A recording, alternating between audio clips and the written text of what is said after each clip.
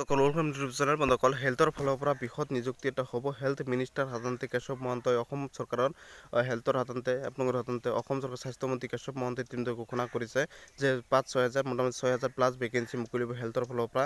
এইটো কি বিভাগৰ ফালৰ পৰা ভেকেঞ্চি মুকলিব আৰু 2008টা পদৰ ভেকেঞ্চি পৰীক্ষাসমূহ ভাগ অনুষ্ঠিত হ'ব, কাৰণ 2008টা পদৰ লগত এইটো কোনো কানেক্ট নাই। আৰু এই হেল্থৰ ফালৰ পৰা বৃহৎ নিযুক্তি আৰু চাকৰি দিয়া হ'ব, মুখ্য স্বাস্থ্যমন্ত্ৰী কেশৱ মহন্তই ঘোষণা কৰিছে।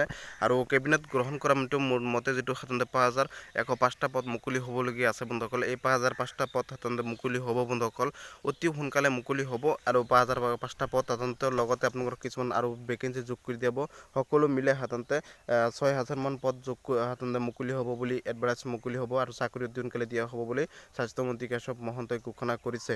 বন্ধুসকল কি কি পদ মুকলি হ'ব আপোনালোকক মই এইটো ভিডিঅ'ৰ জৰিয়তে জনাই দিম। কিন্তু আপোনালোকৰ DME 2008টা পদ যি আছে এইটো বেলেগকৈ পৰীক্ষা হ'ব, কাৰণ এইবোৰ এপ্লাইটো 2 ফেব্ৰুৱাৰী তাৰিখে নটিফিকেশ্যন হিচাপত আপোনালোক মোটামুটি 10 মাহ আগতে সাধাৰণতে এইবোৰ সাধাৰণতে পৰীক্ষাৰ বাবে আপোনালোকৰ সাধাৰণতে এপ্লাই হৈ গৈছে। বন্ধুসকল আপোনালোকৰ চিলেকশ্যন প্ৰচেছ ৰিটেন এক্সাম অনুষ্ঠিত হ'ব আৰু DME পৰীক্ষাটো জানুৱাৰী মাহত অনুষ্ঠিত হ'ব। আৰু হেল্থ মিনিষ্টাৰে ইতিমধ্যে ঘোষণা কৰিছে যে স্বাস্থ্যমন্ত্ৰী কেশৱ মহন্তই ঘোষণা কৰিছে যে আপোনালোকৰ সাধাৰণতে 6,000 পদ নতুনকৈ মুকলি হ'ব হেল্থৰ ফালৰ পৰা। বন্ধুসকল গুড নিউজ, ভাল খবৰ। সকলোৱে ভিডিঅ'টো শ্বেয়াৰ কৰি দিব, কাৰণ হেল্থৰ সাধাৰণতে অসমৰ স্বাস্থ্য বিভাগৰ ফালৰ পৰা বৃহৎ নিযুক্তি, কাৰণ স্বাস্থ্য বিভাগৰ সকলো আপডেট মোৰ চেনেলৰ পৰা দিয়া হয়। সকলোৱে গমেই পায় যে অসম চৰকাৰৰ স্বাস্থ্য বিভাগৰ মই নিজে পৰীক্ষা দিওঁ, আৰু স্বাস্থ্য বিভাগৰ বেছিভাগ ছায়েন্স ষ্ট্ৰীমৰ ল'ৰা ছোৱালীয়ে পৰীক্ষা দিয়ে।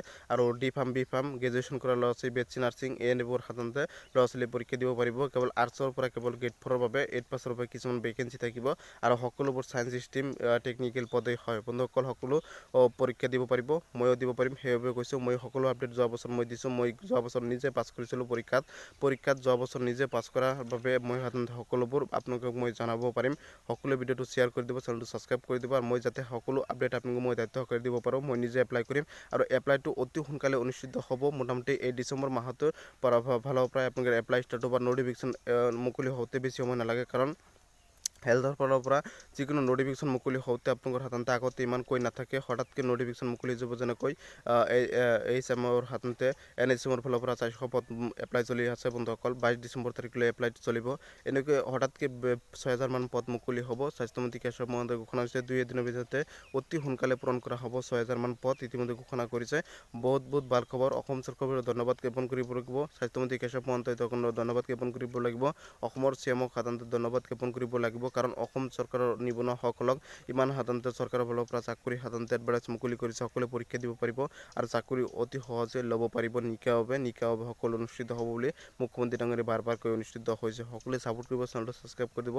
হেল্থৰ ফালৰ পৰা বৃহৎ নিযুক্তি, ডাঙৰ নিযুক্তি এটা হ'বলৈ গৈ আছে, আৰু সকলোৰে বাবে ভাল খবৰ, কাৰণ হেল্থৰ 6,000 পদ ইমান ডাঙৰ পদ এটা, ইমান ভেকেঞ্চি একেলগে কেতিয়াও মুকলি হোৱা নাছিল। অতি সোনকালে নটিফিকেশ্যন মুকলিব। আৰু যিসকলে মোক বেয়া পায় তেওঁলোকে মোৰ ভিডিঅ' মই চাব নালাগে। 2-এজন ভাল বেয়া সকলোতে থাকে। 4-5জন ল'ৰা ছোৱালী আছে মোক বেয়াকৈ কমেণ্ট কৰে, কেইটা মোক সাধাৰণতে কেৱল বেয়াকৈ কমেণ্ট কৰে, তেওঁলোকে মোৰ ভিডিঅ' মোক চাব নালাগে। মই ডাইৰেক্ট কৈছোঁ বন্ধুসকল, ভাল বেয়া সকলোতে থাকে। মোক ছাপোৰ্ট কৰিব, চেনেলটো ছাবস্ক্ৰাইব কৰিব, ভিডিঅ'টো শ্বেয়াৰ কৰিব। অনেক ধন্যবাদ।